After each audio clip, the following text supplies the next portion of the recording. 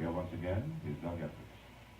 American medium bombers attacked France again today, and standing by at our London microphone is the man who commands American bombers in the European War Theater.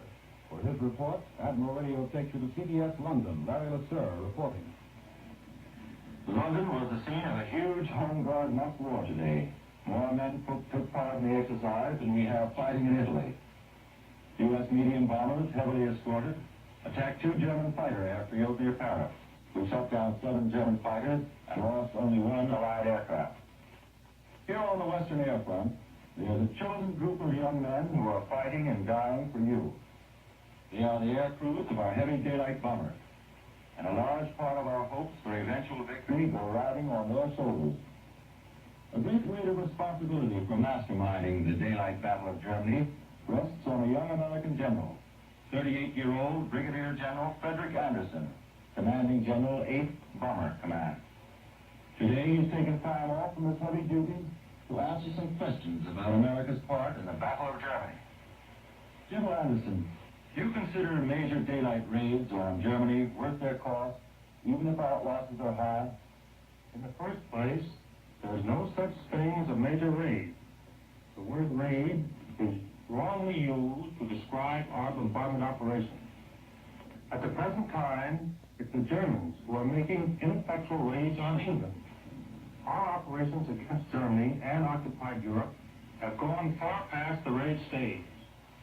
With the Royal Air Force, we are jointly launching major campaigns in the air involving striking forces with a potential effect on the enemy greater than any single striking force, either on the land, or the sea, or in the air, operated in any part of the world today.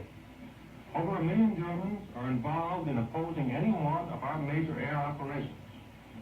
To answer your question, losses must always be weighed against accomplishments. Frankfurt is an example.